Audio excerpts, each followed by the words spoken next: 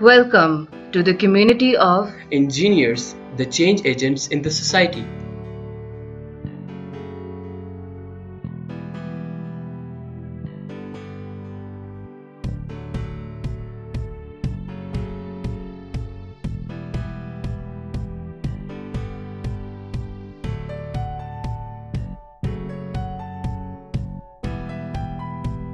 Mechanics of materials is a fundamental subject for mechanical and civil engineers.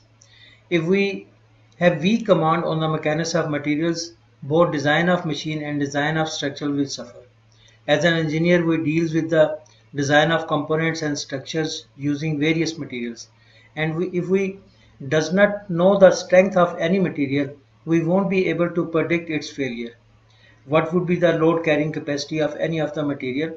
How much load can be sustained by the material?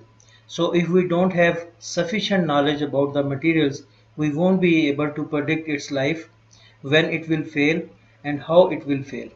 So mechanics of material develop understanding. It develop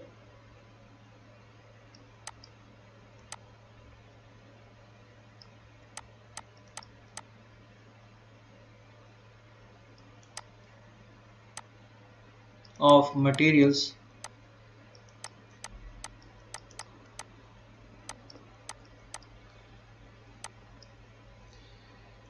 when it will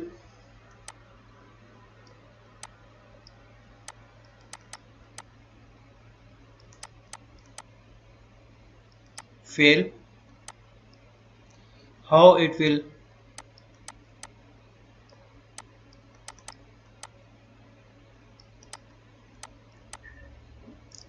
fail, the failure modes, and at how much load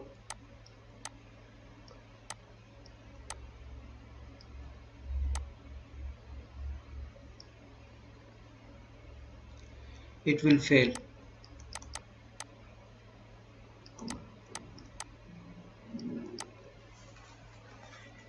In day-to-day life, we do talk about the material strength. Like this table can sustain this much of weight, 4 persons can sit on this bench, and if 5 persons will sit on this bench, it will break. But as an engineer, once we deal with the mechanics of materials, we introduce another term, that is the stress.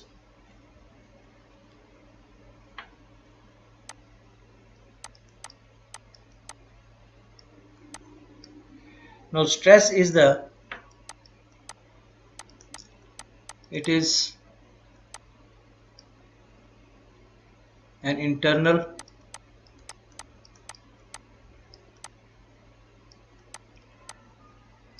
resistive force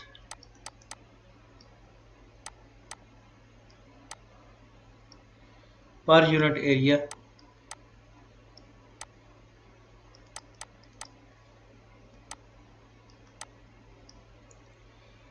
of the body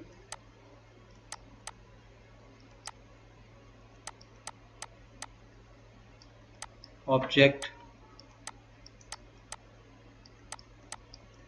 or material,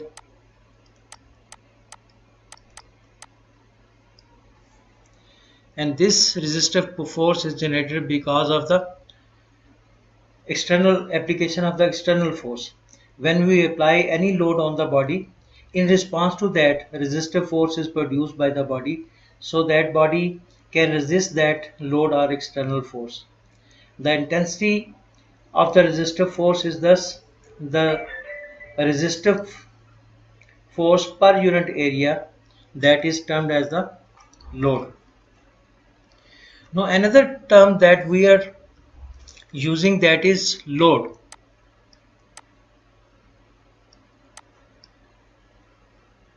Load is nothing but a kind of force, but it has basic difference between load and the force. When we talk of a force,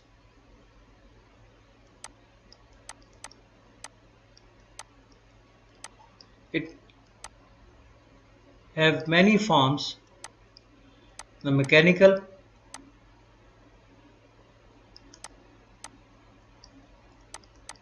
force,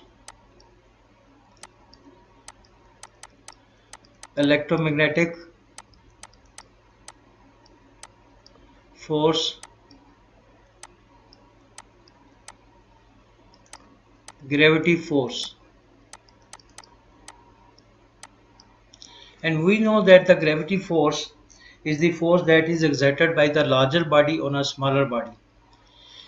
Like we are experiencing the gravitational force of the earth once we are standing on the surface of the earth or ground. And even if we raised ourselves from the surface of the ground and we are not directly touching with the surface or ground of the earth, even then that the gravitational force is there. So it means gravity force does not require any physical contact. Same is the case with the electromagnetic force, which is caused by the electromagnetic field. The small particle that is experiencing that force, electromagnetic force, does not require any physical contact. But once we are dealing with the mechanical force, it requires physical contact. So we can define as the mechanical force as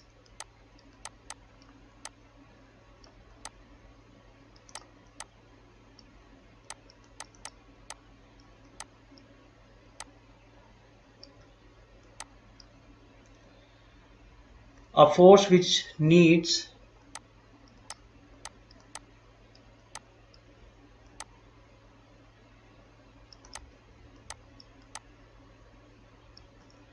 direct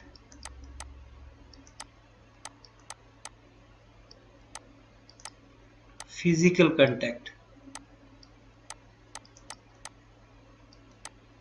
That is known as the mechanical force.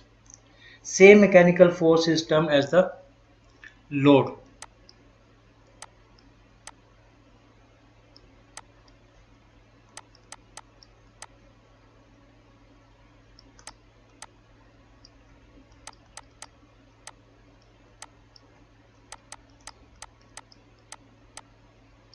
Known as the load. In mechanics of material, once we were talking of the load, it means the mechanical force. The strength of materials is a branch of mechanics. Now, what is mechanics?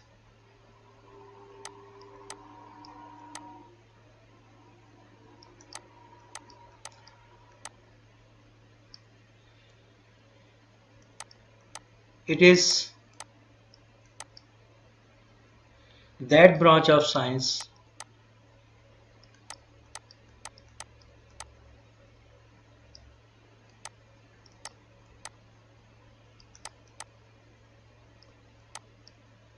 in which we study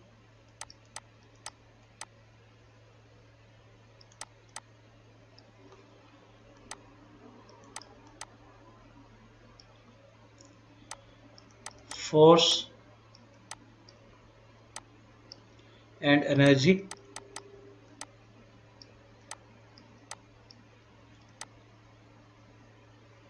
and their effect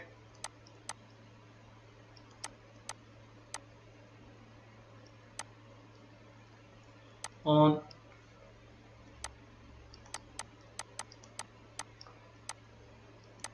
different bodies or materials.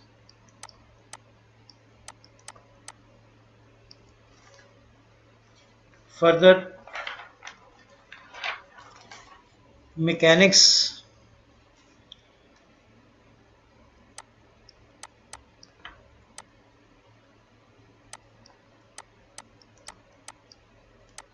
that is the study of force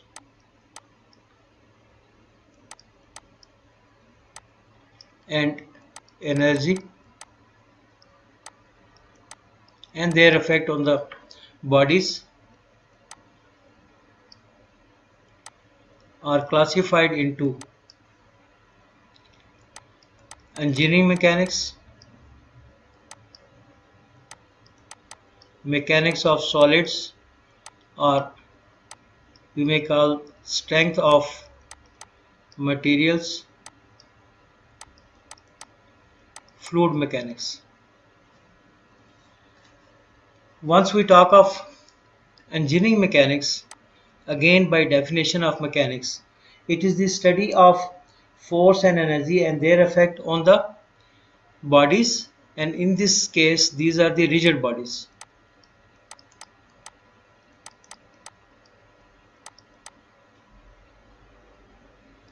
And rigid bodies does not exist in the nature. These are the hypothetical.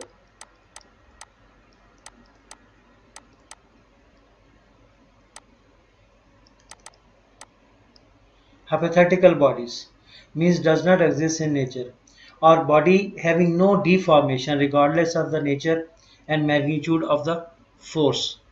Deformation we define as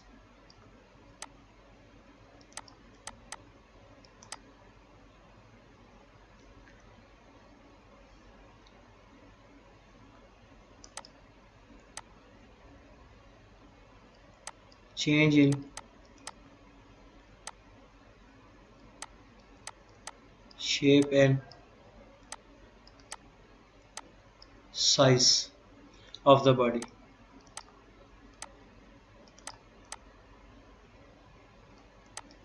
Now for this case, rigid bodies, there is no deformation, no change in shape and size. Now question arises, if rigid body is a completely hypothetical body, then why we study engineering mechanics? The engineering mechanics is so important that if it develops the understanding what effect a force can create on the body irrespective of the deformation, and force effect like velocity, acceleration, displacement, mechanical equilibrium. And once we talk of mechanics of solids or strength of materials, this is the study of real bodies.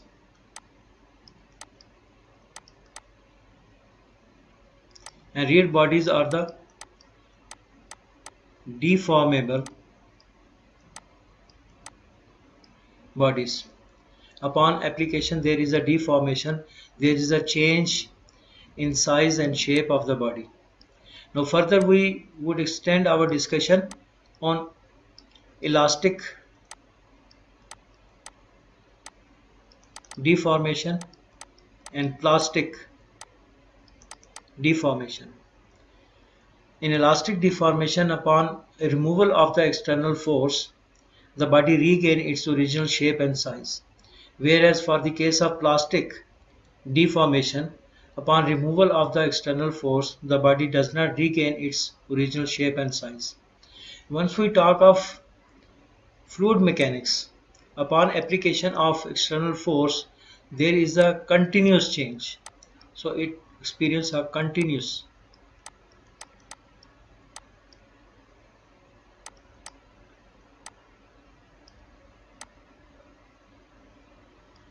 Even if we remove the external load or force, the change is continuous.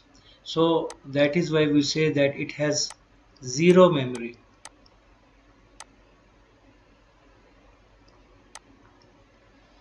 So basically in this subject we would be discussing the mechanics of material of, or we would be discussing the deformable body, and particularly with reference to the elastic materials. Now we will discuss effect of force or the application of force on the body. And we know that the bodies are, or the material is made up of atoms, molecules, fibers, or you may call the grains. Now these are connected because of their atomic bonding, atomic forces. Now upon application of the external force, there is a stretching that is uttered by the force, and we are going to now discuss the effect of forces upon the body. Now in first case, let's say we have a circular cross section rod, and this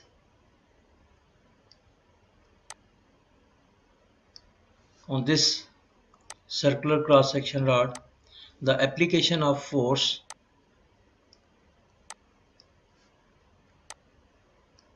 is like this. Now this is causing a pulling effect or pull in the body. Now in another case, considering same circular cross section rod,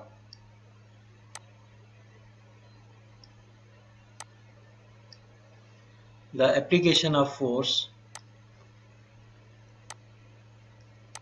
is like this.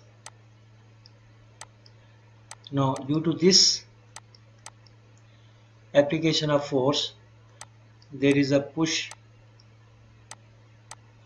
effect in the body. Now in another scenario, let's say considering a again circular cross section rod,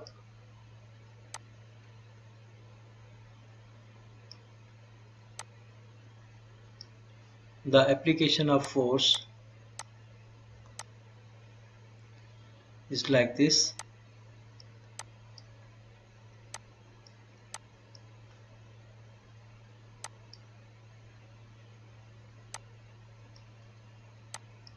Now this is causing a twist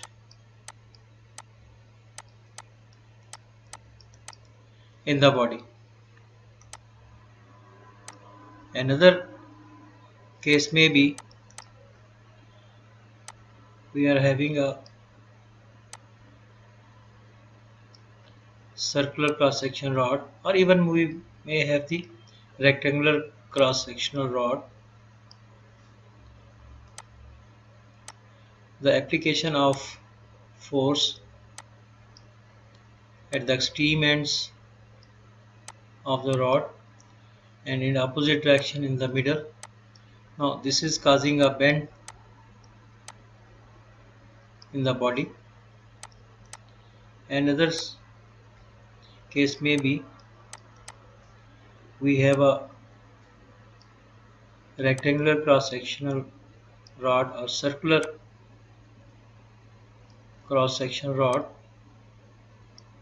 Now the rod is subjected to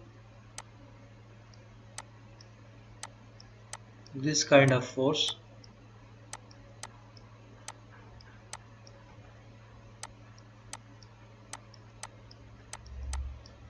The application of this kind of force is causing a shear in the body. Now if we consider the first case, we see that this causing a extension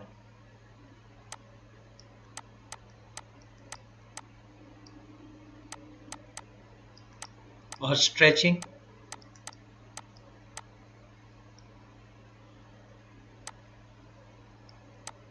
in the body. Now this kind of force, application of force, we used to term as the tensile force. In this case, there would be compression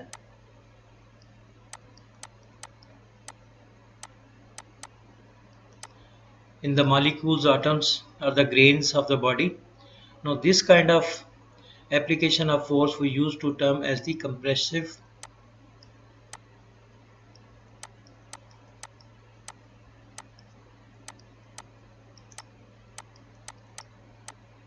force.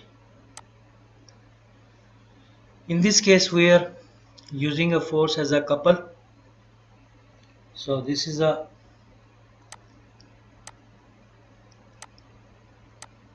couple of forces, which is a torque. So this kind of application of force we use to term as the twisting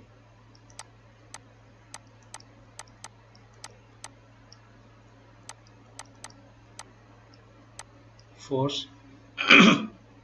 In this case, this is causing a moment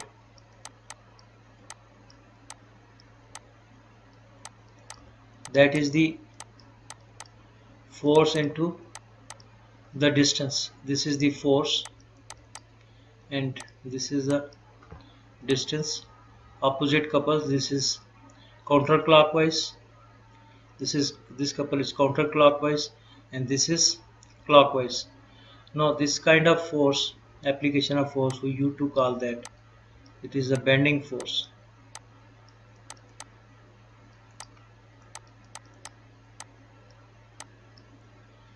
In this case, if you see this part here, the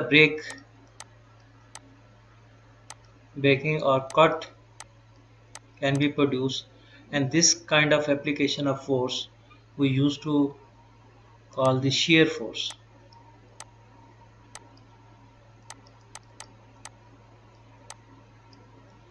Now all these cases we are going to discuss in subsequent discussions in subsequent videos. Now if we consider the first case, that is the tensile application of tensile force. Let's say we have a circular cross-section rod and this is subjected to tensile force, that is the pulling force.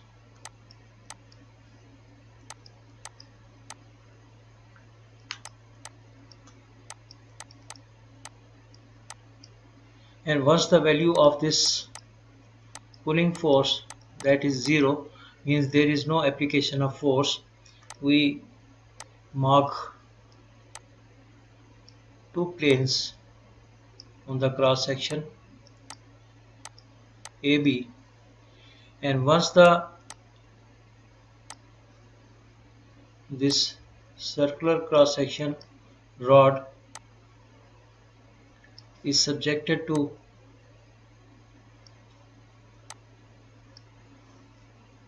the tensile force, or the tensile force is applied,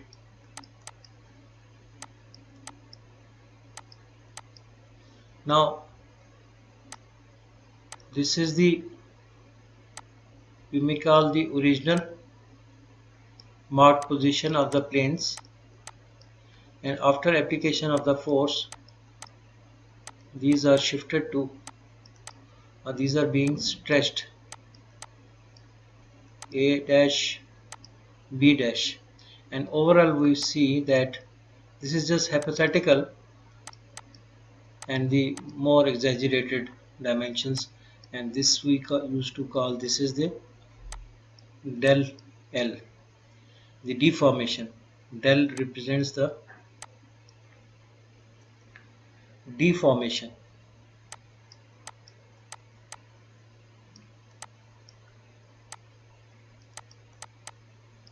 And what is the deformation? Deformation is the change in shape and size of the component of the material. Now in this case the deformation is in the form of elongation,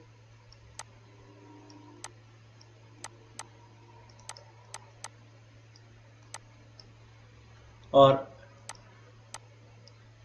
extension, or stretching of the component or member. Now to analyze this stretching, there is a method used to call the method of section,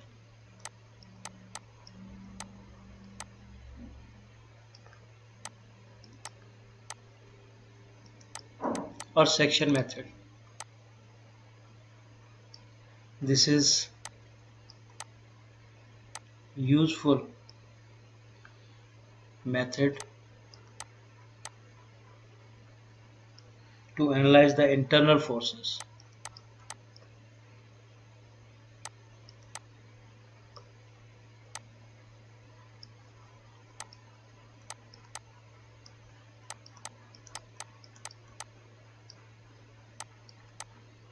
Internal forces.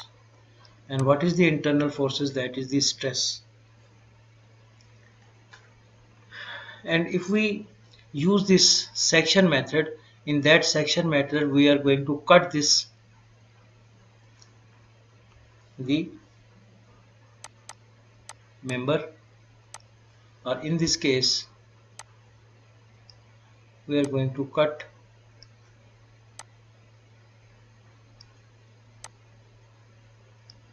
this circular cross section rod into two.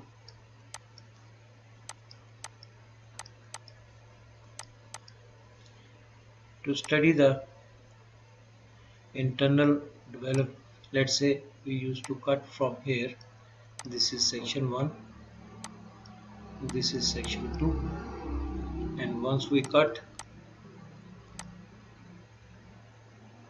we can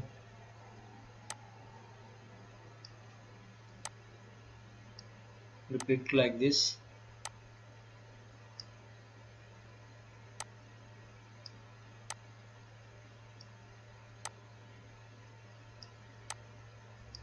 This is section 1. Now here this is the external applied force, that is P, and as a result there would be internal resistive force of the body, that is the stress, and we are going to discuss or analyze. This is section 1, this is section 2.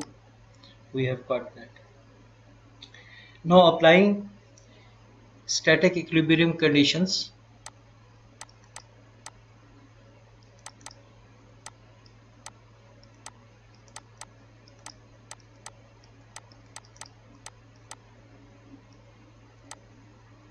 and what are those?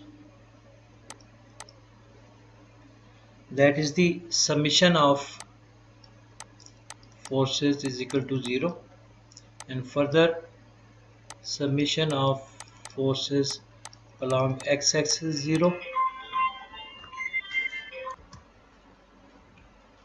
Now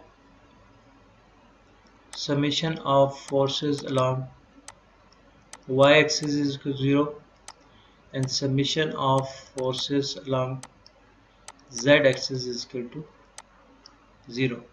Similarly, summation of all moments is equal to 0 means summation of moment about x-axis is 0, summation of moment about y-axis is 0, and summation of moment about z-axis is equal to 0. And if we see here in this case, if we have the coordinate axis like this is the x, y and z. Here we see that only the application of force is along x-axis.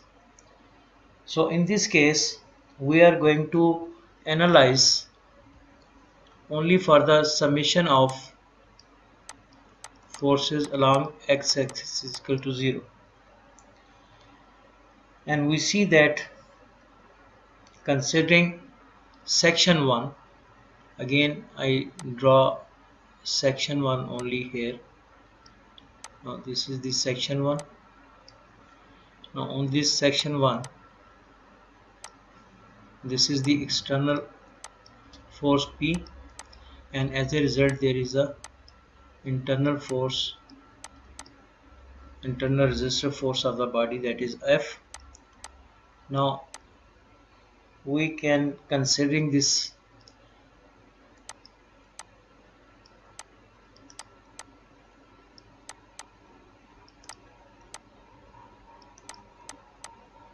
section 1,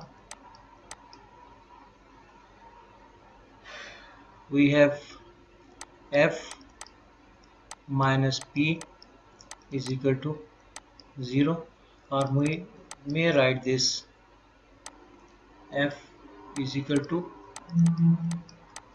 P. The same is the value of F as the value of P.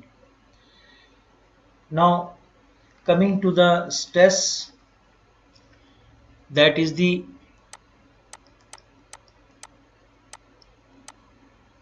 internal resisting force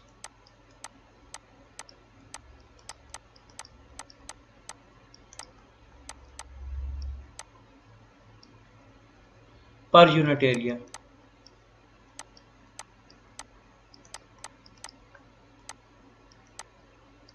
Of the body. If I draw exaggerated view of this section 1,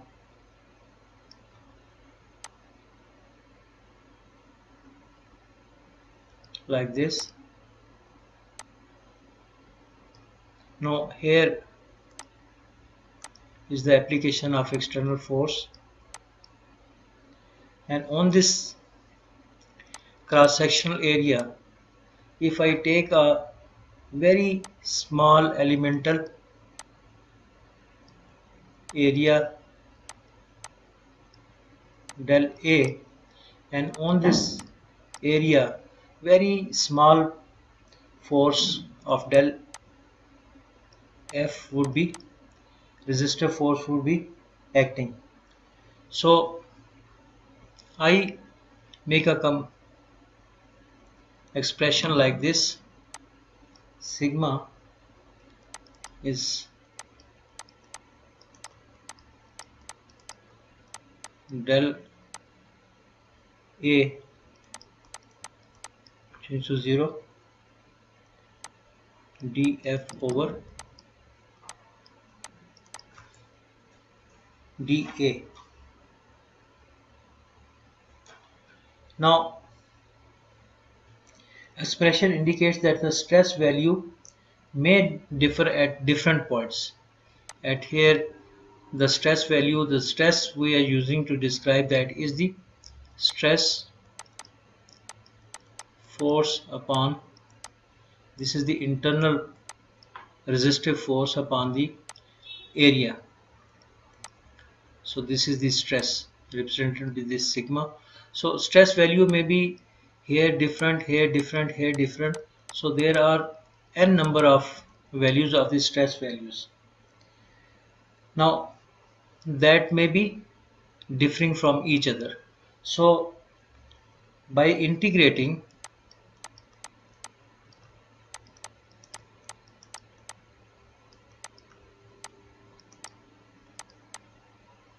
this expression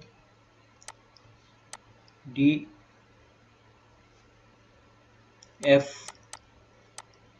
is equal to sigma dA, since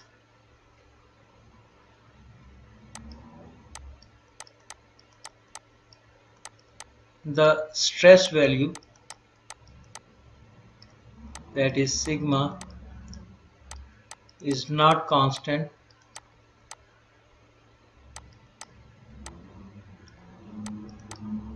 so we are going to develop the concept of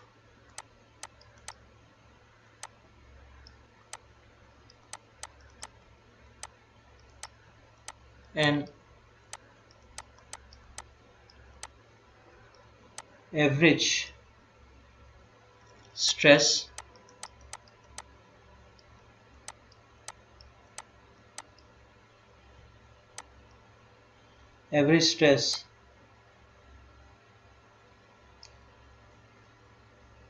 So then we can write our expression sigma average force upon area. So further, as already discussed,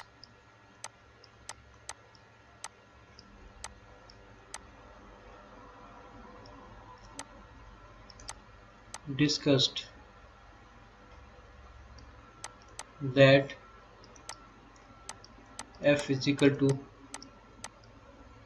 P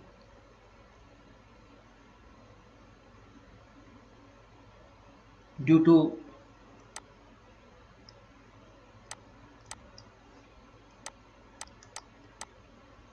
static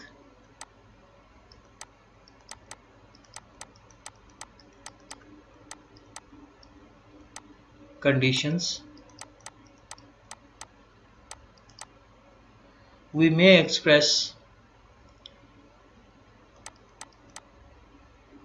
as sigma is equal to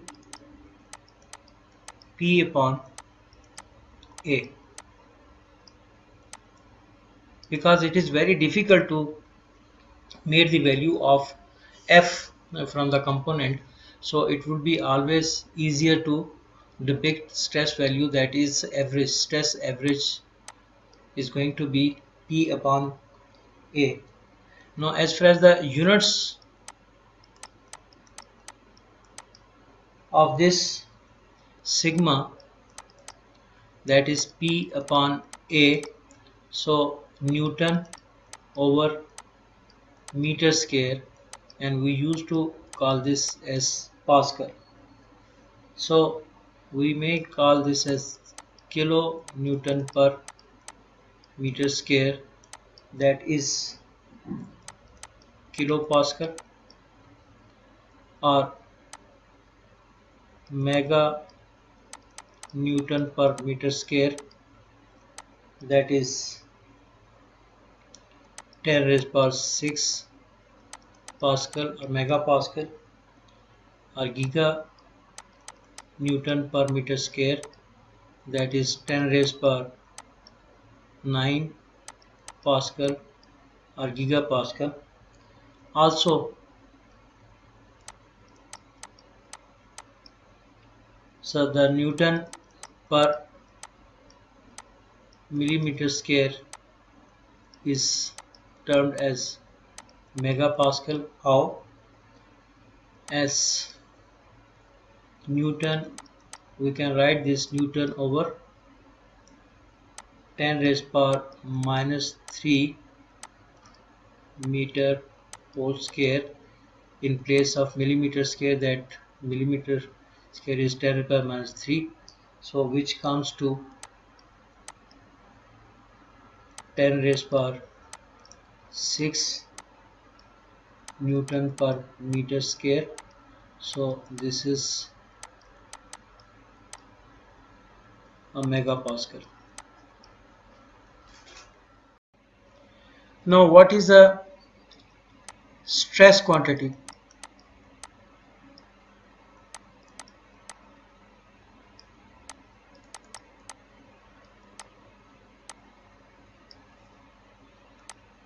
Stress is a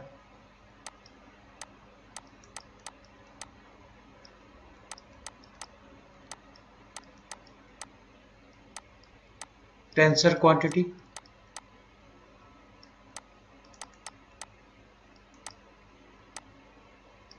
To understand tensor quantity, we see that like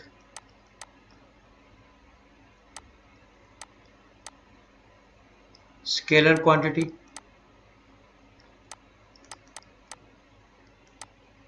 to represent scalar quantity we require only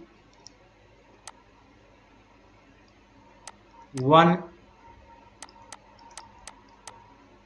information or value, that benches of 2 meter in length, so it require only one information, 2 meter. Now other example, that is the vector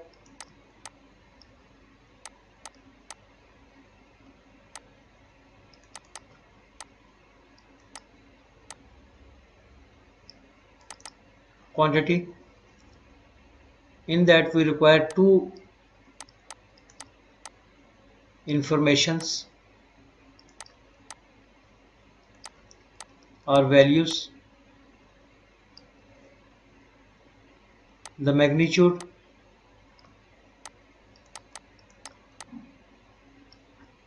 and the direction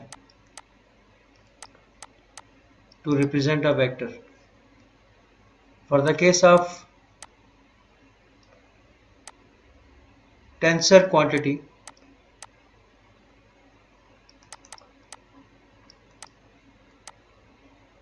we require three informations: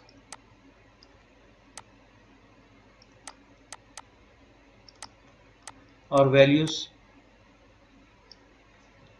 which are the magnitude itself,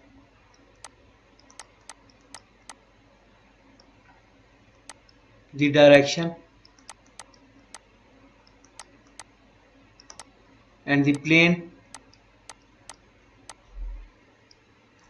at which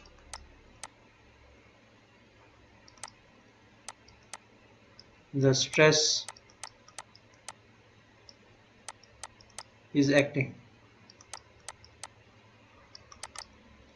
Now with this we end our discussion here.